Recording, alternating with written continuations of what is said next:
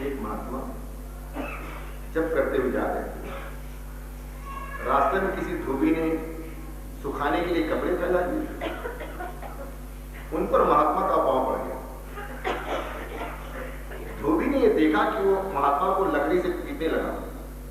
धोबी ने यह देखा तो वो महात्मा को लकड़ी से पीटने लगा। भगवान ने सोचा वो महात्मा तो मेरा ही नाम जप रहा था, अतः मैं उसकी रक्षा नहीं करूंगा तो मेरी प्रतिष्ठा का क्या होगा। महात्मा की रक्षा के लिए वो बैकुंठ से धरती पर उतर आए। इधर महात्मा की सहनशीलता ने जवाब दे दिया। उन्होंने सोचा कि इस धोबी से मैं अधिक सशक्त हूं। उन्होंने धोबी को मारने के लिए लकड़ी उठाई। प्रभु ने देखा तो वापस चले गए। भगवान तुरंत वापस आ पहुंचे तो लक्ष्मी जी ने कारण पूछा, भगवान अभी अभी आप जल्दी से गए थे और तुरंत लौट भी कारण क्या। भगवान ने कहा अब वहां महात्मा नहीं है, दो धोबी लड़ रहे हैं।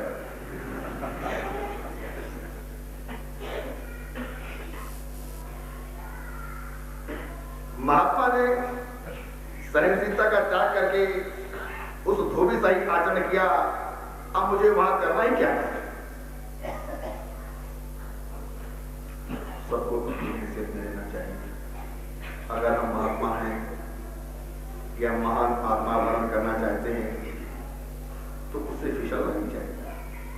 उसके जो कायदे और कानून हैं उनमें चलो, तभी भगवत कृपा होती है। नहीं तो भगवत कृपा के आते हैं।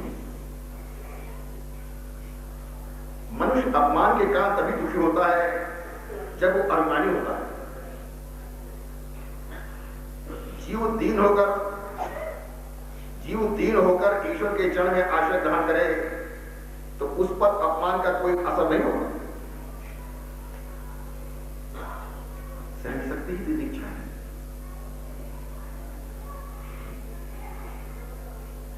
अहिंसा, मन वचन और काया से किसी को दुखी न करना ही अहिंसा है। संत वही है जिसके संग में आने वाले का स्वभाव बदल जाए, सुधर जाए। ऋषियों के आश्रम में हिंसक पशु भी शांत हो जाते थे।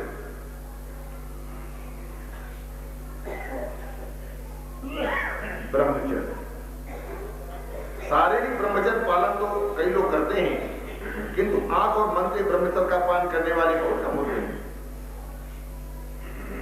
किसी स्त्री या पुरुष का चिंतन करना भी ब्रह्मचर्य का भंग ही है।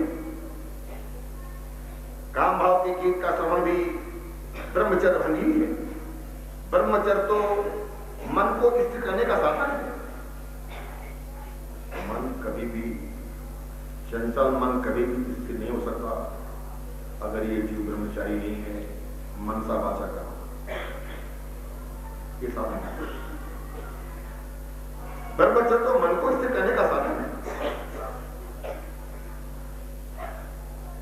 त्याग, कुछ भी त्याग करना धर्म है। कुछ भी त्याग करना धर्म है। स्वाध्याय, सदग्रंथ का चिंतन, मन नहीं स्वाध्याय है जो हर किसी का धर्म है।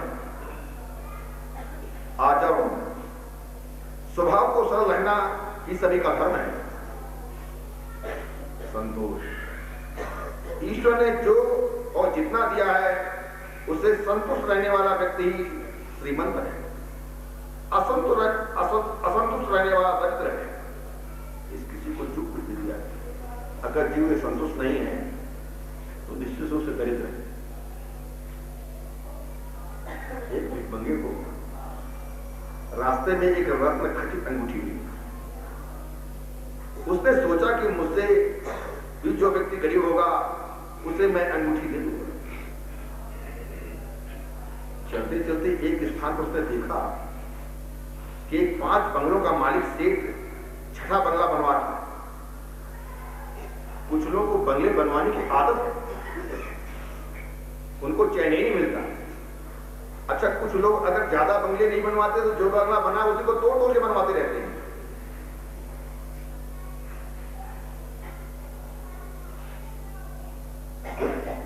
संतोष का भाव। मजदूरों के साथ मजदूरी के पैसों की बात पर झगड़ा कर रहा है,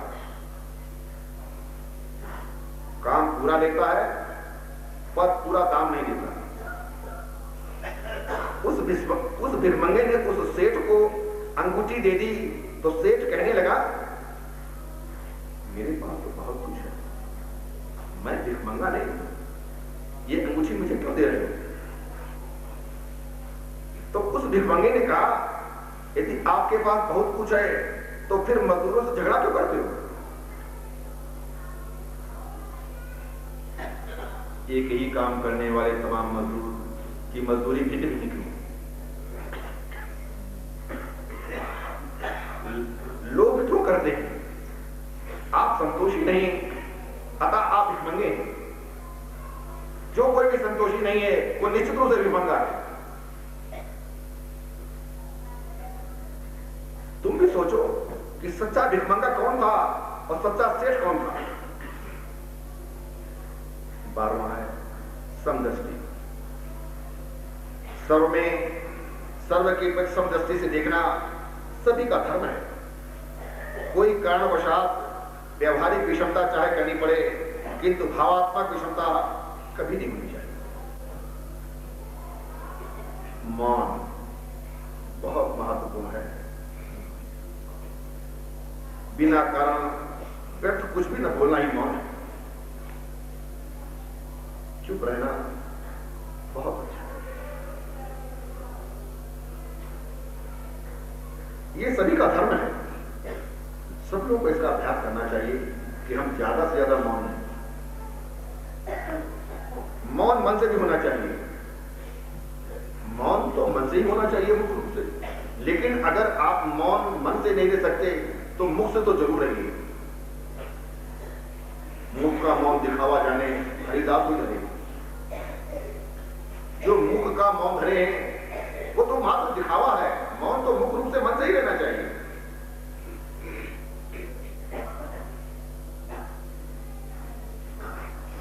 मौन मन से भी होना चाहिए। मौन से मन को शांति मिलती है, मानसिक पापों का नाश होता है। वाणी पर बुद्धिपूर्वक अंकुश रखो। वाणी पर बुद्धिपूर्वक अंकुश रखो। बहुत कम बोलो, जितना यथार्थ हो उतना ही बोलो, ज्यादा बोलने की आवश्यकता नहीं।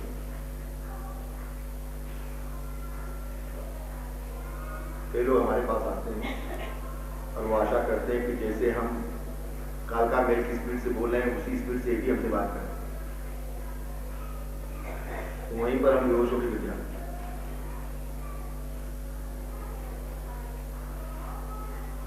आत्मचिंतन। प्रतिदिन सोचते रहो कि मैं कौन हूं। मैं शरीर नहीं हूं, मैं परमात्मा का ही अंश हूं। जन्म से पूर्व ना तो कोई रिश्तेदार था और मृत्यु के पश्चात ना कोई रिश्तेदार रहेगा। इसको बोलते हैं आत्मचिंतन। जरा अच्छी तरह से विचार करिए और प्रतिदिन सोचते रहिए कि जन्म से पूर्व ना तो कोई रिश्तेदार था और मृत्यु के पश्चात ना कोई रिश्तेदार रहेगा। कहां हम चले जाएंगे, कहां हमारे नाते रिश्तेदार हो सके, संबंधी चले जाएंगे। कभी मिलन नहीं होगा, फिर भी हम हाय हाय और मरे जा रहे। इन दोनों के मध्यावधि समय में ही रिश्तेदार होते हैं। ये कौन है, कहां से आते हैं, ये सब भगवान की माया है। आत्मस्वरूप को बराबर जानने वाला ही आनंद पा सकता है। ये जगत नहीं है। ऐसा अनुभव जो मनुष्य कर सकता है किंतु स्वयं के अस्तित्व को मान्य नहीं कर सकता, वो परमात्मा का अंश है। उसे शरीर से भिन्न होना है। दृश्य में से सृष्टि को, दृश्य में से दृष्टि को हटाकर सभी के साक्षी रूप दृष्टा में मन स्थिर करोगे तो सच्चा आनंद मिलेगा। आत्मा अनात्मा विवेक भी सभी का धर्म है। जगत अपूर्ण है, आत्मा परिपूर्ण है। मनुष्य जब तक अपने स्वरूप को स्वयं देख नहीं पाता तब तक उसे आनंद नहीं मिल पाता। देवों की वाणी अद्भुत है। एक सेठ ने अपनी बही में लिखा था कि गंगा यमुना के मध्य में मैंने लाख रुपए रख छोड़े। जब उनके पुत्र दरिद्र हो गए तो उन्होंने पुरानी बही पढ़ते पढ़ते ये बात भी देखी, किंतु वे इसका अर्थ नहीं जान सके। एक बार उनके पिता के पुराने मुनीम कहीं से आए तो उनसे उस बही की बातों का अर्थ पूछा गया। तो उन्होंने कहा, तुम्हारी दो गायें हैं, यमुना और गंगा, ये जिस स्थान पर बांधी जाती हैं वहां ये रुपए काट कर रखे गए। इस दृष्टांत का आध्यात्मिक अर्थ हमें देखना है। गंगा और यमुना है हमारी इंगला और पिंगला नाड़ियां। इंगला और पिंगला, इन दो नाड़ियों के बीच में होती है सुषुम्ना नाड़ी। इन दो नाड़ियों के बीच में होती है सुषुम्ना नाड़ी। जब तक किसी सद्गुरु के द्वारा ये सुषुम्ना नाड़ी जागृत नहीं हो पाती तब तक ब्रह्म का दर्शन नहीं हो पाता। सुषुम्ना नाड़ी सद्गुरु के द्वारा जागृत। ज्ञानी जन ललाट पे ब्रह्म का दर्शन करते हैं तो वैष्णव जन हृदय सिंहासन पर चतुर्भुज नारायण का दर्शन करते हैं। हमका है ज्ञानी और थोड़ा साधु होना उतना कठिन नहीं है जितना कि सरल हो। साधु होना उतना कठिन नहीं है, लेकिन सरल होना बहुत कठिन है। पंच महाभूतों में ईश्वर की भावना करना, ईश्वर का अनुभव करना सभी का धर्म है। 15वां सुनो है, कृष्ण कथा का श्रवण करना भी सभी का धर्म है। 17वां कृष्ण कीर्तन, स्मरण, सेवा, पूजा, नमस्कार और उनके प्रति दास, सख्य और आत्मसमर्पण ये सभी का धर्म है। मैं परमात्मा हूं ऐसा सतत चिंतन करने से जीव को अपना लेते हैं। हमेशा याद रखो कि भगवान एक भी क्षण मुझसे दूर नहीं रहते। जो ईश्वर को अपने संग रखता है वो निर्भय बनता है। परमात्मा को आत्मसमर्पण करना सभी का धर्म है। इसके आगे विशिष्ट धर्मों का वर्णन है। ब्राह्मण, क्षत्रिय, वैश्य और शूद्र ये चारों वर्ण ईश्वर के अंगों से उत्पन्न हुए। ये सब एक ईश्वर के स्वरूप में हैं, ऐसी भावना रखो। 4 वर्ण और 4 आश्रम का वर्णन है। 4 वर्ण 4 आश्रम, ब्राह्मण, क्षत्रिय, वैश्य 4 वर्ण, ब्रह्मचर्य, ग्राहक, मानव, सन्यासी 4 आश्रम, 4 वर्ण 4 आश्रम। ब्रह्ममयी दृष्टि अद्वैत निष्ठा सिद्ध होने पर यदि वो व्यक्ति भेदभाव का पालन न करे तो कोई आपत्ति नहीं। शास्त्रों में कहीं भी हरिजनों को निंदा नहीं की गई। शास्त्रों में कहीं भी हरिजनों की निंदा नहीं की गई। सभी को चाहिए वो ये सब अपने अपने धर्मों का अर्थात कर्तव्यों का पूर्णतः पालन करें। ब्राह्मणों का धर्म है अध्ययन, अध्यापन, दान लेना, यज्ञ करना और यज्ञ कराना। क्षत्रियों को प्रजा की रक्षा करनी है।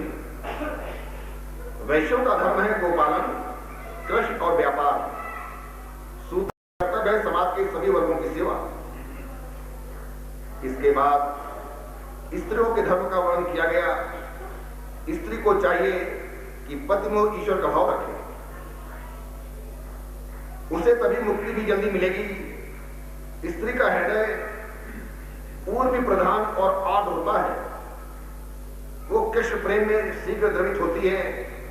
सती अनुसुईया की भांति नारी पात्रवत का पालन करके ब्रह्मा, विष्णु और महेश जैसे देवों को बालक रूप में पा सकती है। इसके बाद आश्रम धर्म की बात आती है। आश्रम 4 हैं। मनुष्य की आयु 100 वर्ष की बताई गई है। आज के समय की दृष्टि से देखें तो मनुष्य को 23 वर्ष तक ब्रह्मचर्य पालन करके 24 से 40 वर्ष तक गृहस्थाश्रमी और 41 से 50 वर्ष तक वानप्रस्थ आश्रमी रह करके 51 वर्ष की वय के बाद संन्यास आश्रम में प्रवेश करना चाहिए। ये सभी के लिए धर्म है, ये भागवत धर्म सभी के लिए। ब्रह्मचर्य आश्रम वृद्धि है तो गृहस्थ आश्रम 6 है। वानप्रस्थ आश्रम में संयम बढ़ाकर फिर से शक्ति बढ़ानी है, शक्ति का गुणाकार करना है। संन्यास आश्रम में भागाकार है। नैष्ठिक ब्रह्मचारी हमेशा के लिए ब्रह्मचर्य का पालन करता है। नैष्ठिक ब्रह्मचारी हमेशा के लिए ब्रह्मचर्य का पालन करता है। जो जन्मजात ब्रह्मचारी है,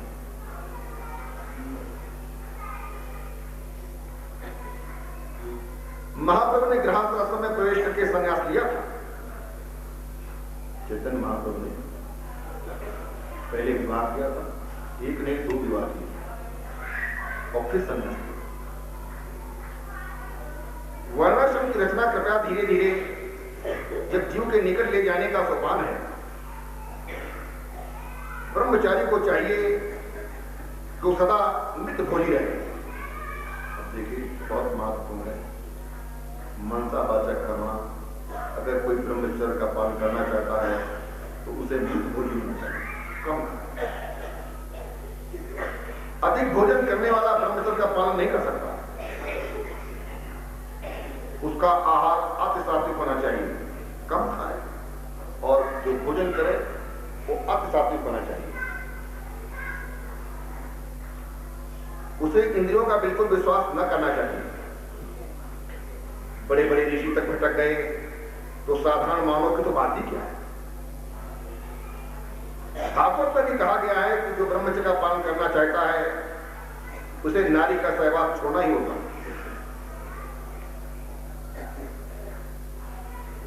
कामांध व्यक्ति अविवेकी हो जाता है, अतः सावधानी की आवश्यकता है। ज्ञानी भी कभी कभी मोहित हो जाता है, ज्ञानी भी कभी कभी मोहित हो जाता है। उसका सयानापन स्थायी नहीं कर पाता। काम का मूल संकल्प है, काम का मूल संकल्प है। लौकिक कामना से काम बढ़ता है। अगर लौकिक कामना आपकी प्रबल है तो आपका भी काम भी अति प्रबल है। अलौकिक कामना से काम कम होता है। काम क्रोध को उत्पन्न करता है, काम क्रोध को उत्पन्न करता है, एकांत में सताता है, इसलिए एकांत में भजन करो। जगत में सभी अनर्थ काम के कारण ही होते हैं। जितने भी अनर्थ होते हैं संसार में वो सब काम के कारण होते हैं। काम यदि मर जाए तो समझो कि कन्हैया दूर नहीं। जगत को देखने की दृष्टि बदल जाए तो काम का विनाश होगा। संन्यास लेने से पहले गृहस्थ को चाहिए वो वानप्रस्थ धर्म का पालन करे। वानप्रस्थ का पालन करना बहुत आवश्यक है। पवित्र ग्रंथों का अध्ययन करे, वैराग्य दृढ़ होने के बाद संन्यास लेना चाहिए। किसी का वैराग्य दृढ़ नहीं है उसको संन्यास नहीं लेना चाहिए, नहीं तो अपनी और समाज की, साधु समाज की हंसी उड़वाता है।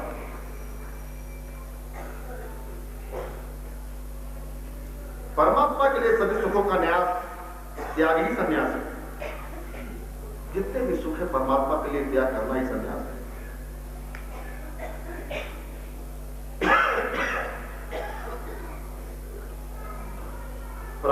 दत्तात्रेय का एक प्रसंग है।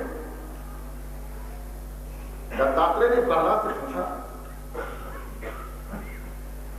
आप कोई सुख चैन से तो रहते नहीं, फिर भी इतने हृष्ट पुष्ट कैसे हो पाए? दत्तात्रेय से प्रहलाद ने पूछा। प्रहलाद पूछ रहे हैं दत्तात्रेय से कि आप कोई सुख चैन से तो रहते नहीं, सन्यासी हैं, अवधूत है। दत्तात्रेय जी की अवधूत गीता है, चलते फिरते हैं, फिर इतने हस्त कुछ कैसे हो पाए? दत्तात्रेय भगवान ने उत्तर दिया, जगत के किसी भी जड़ पदार्थ में आनंद नहीं, सुख की इच्छा ही दुख है। मुझ में समाहित आत्मानंद का ही मैं उपयोग करता हूं। मैं अपना आनंद अपने आप स्वरूप में से ही प्राप्त कर लेता हूं। मैं अपना आनंद अपने आप स्वरूप से ही प्राप्त कर लेता हूं। प्रारब्ध को भोग पूरा करता हूं। प्रारब्ध को, प्रारब्ध क्या? संस्कार। संस्कार क्या? कर्म। जैसे भी किया वैसा पाना है। जिसने भी जो किया वही प्रारब्ध। प्रारब्ध को भोग कर पूरा करता हूं। मेरी आत्मनिष्ठा दृढ़ है। मेरे दो गुरु,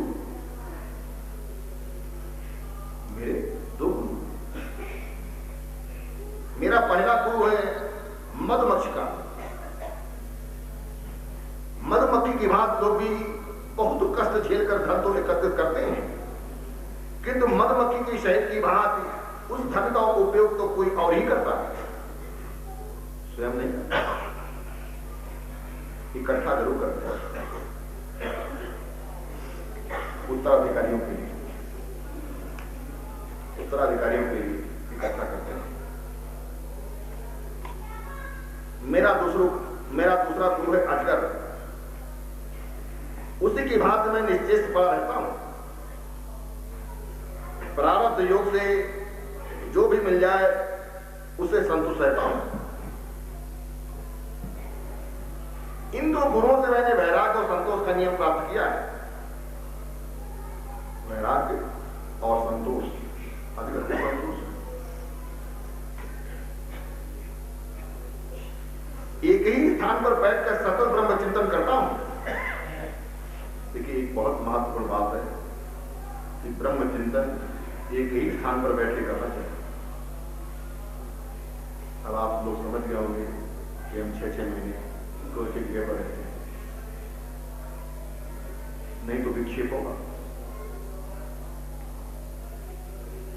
जिससे मन में विक्षेप आए ऐसे व्यवहार से मैं दूरी रहता हूं और ओंकार का सतत जप करता हूं।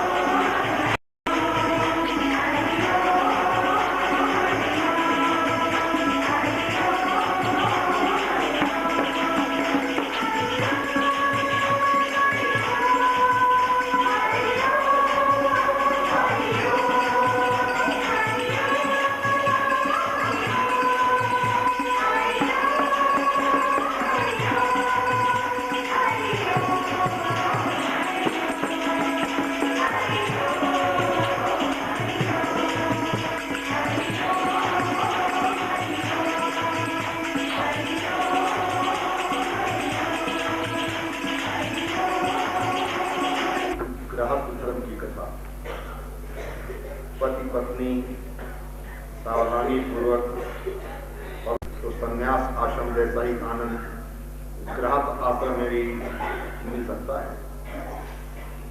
पवित्र जीवन जीने वाले दंपति साधु संतों की सेवा करके परमात्मा को पुत्र रूप में पाकर अपनी गोद में उनका लालन पालन करेंगे, जबकि सन्यासी मात्र ब्रह्म चिंतन में ही लीन रहेगा। गृहस्थावस्था में ये ध्यान में रखना चाहिए, पत्नी काम भोग का नहीं धर्म का साधन है। पत्नी तो गृहस्थ आश्रम की सहायिका है। पत्नी का संग सत्संग बने तभी गृहस्थ आश्रम दिव्यता धारण करता है। गृहस्थ को धर्म ही बनाए रखता है। सन्यासी ही गृहस्थ के आंगन में आता है। गृहस्थ आश्रम सर्वश्रेष्ठ है। पति और पत्नी दोनों सुपात्र हो तो धर्म पालन हो सकेगा। गृहस्थ आश्रम सर्वश्रेष्ठ है। गृहस्थ को सावधान रहना चाहिए, कहीं उसे पापाचार न हो। उसे अंदर से अनासक्त रहकर बाहर से सभी से प्रेम करना चाहिए। जो पात्र में थाली में है वो सभी कुछ अपना नहीं है, किंतु जितना पेट में समा सकता है वही उतना ही अपना है। पेट में जो गया है उसमें से जितना पच सकता है उतना ही अपना है। गृहस्थ आश्रम को न तो अधिक कठोर होना चाहिए न अधिक सरल। स्त्री से अधिक ममता न रखें। स्त्री के अधीन रहना अयोग्य है। जो स्त्री की आवश्यकता से अधिक अधीन रहता है उसे देखना भी पाप है। एक राजा था जो पशु पक्षी की भाषा भी जानता था। एक बार राजा रानी भोजन कर रहे थे तो एक चींटी ने भोजन का एक दाना रानी की थाली में से उठाकर राजा की थाली में रख दिया। ये देखकर एक दूसरी चींटी ने उस चींटी से कहा, ये अधर्म है। स्त्री का उच्चिष्ट अन्न पुरुष को खिलाना अलविक है। इन दो चींटियों की बात सुनकर राजा को हंसी आ गई। रानी ने हंसने का कारण पूछा तो राजा ने कहा, छोड़ो इस बात को, सुनोगे तो अनर्थ होगा। जिस महात्मा ने राजा को पशु पक्षी की बोली जाने की विद्या दी थी उसने कहा था, मैंने ये विद्या सिखाई तो है, किंतु तुम यदि किसी से इसकी बात करोगे या किसी को सिखाओगे तो तुम्हारी मृत्यु हो जाएगी। राजा ने पत्नी को बहुत समझाया, किंतु स्त्री हट उठा। स्त्री हटा गया। वो कहने लगी कि चाहे आपकी मृत्यु क्यों ना हो जाए, क्या किसी को ऐसी स्त्री प्राप्त है? बीमा करवाइए।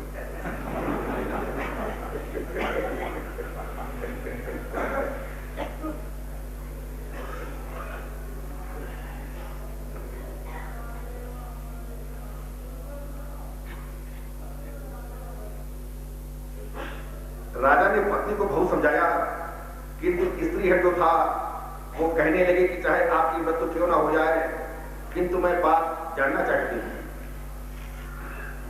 राजा भोला पत्नी के अधीन था, तो उसने कहा कि हम दोनों काशी चले, मैं वहीं तुझे सारी बात बताऊंगा।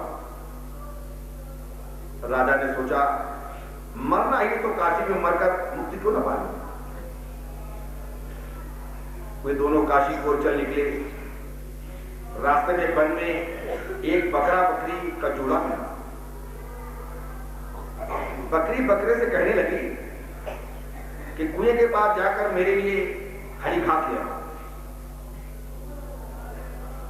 नहीं तो मैं डूब मरूंगी। बकरी ने बकरे से कहा। बकरे ने समझाया कि मेरा पांव फिसल जाएगा तो कुएं में गिरकर मैं मर जाऊंगा। बकरी ने कहा चाहे जो भी हो, मुझे हरी घास जरूर लाओ।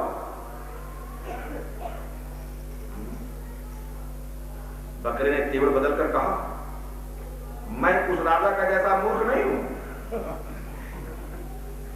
जो पत्नी के लिए बिना कारण जान दे दे। राजा ने बकरे के ये शब्द सुने तो सोच के पड़े, मैं कितना मूर्ख हूं कि प्रभु भजन के लिए जो शरीर मिला है, इस स्त्री की मूर्खता भरी हट की खातिर उसका नाश करने के लिए तैयार हो गया। धिक्कार है मुझसे तो बकरा ही अच्छा है। उसने रानी से दृढ़ता से कह दिया, मैं कुछ भी बताना नहीं चाहता, तू चाहे तो कर सकती है। रानी को अपनी हट छोड़नी पड़ी। रामकृष्ण परमहंस के पास एक व्यक्ति आया और उसने कहा कि महाराज, मेरी बहुत इच्छा होती कि मैं आपका नित्य दर्शन करूं, आपकी सेवा करूं, आपके बताए हुए मार्ग का आचरण करूं, लेकिन मेरी पत्नी कहती है कि तुम अगर उनके पास, बाबा जी के पास जाओगे तो मैं आत्महत्या कर लूंगा। महाराज, आज तो मैं चोरी से आया हूं, अब बताइए मैं क्या करूं? मैं आपके बगैर दर्शन के रह नहीं सकता। और अगर यहां आता हूं तो पत्नी को मालूम हो जाता है, अगर वो आत्महत्या कर लेगी तो उसका हेतु नहीं हूं। रामकृष्ण परमहंस ने तपाक से बोला, पहले तो ऐसा नहीं करेगी और कर लेगी तो इसमें तेरा ही कल्याण है।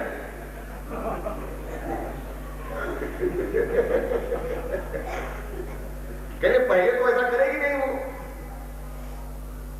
क्यों भोग देगी? अगर वो कर भी लेगी तो इसमें तेरा ही कल्याण है, तू परेशान क्यों हो रहा है? उस व्यक्ति का जीवन सुना।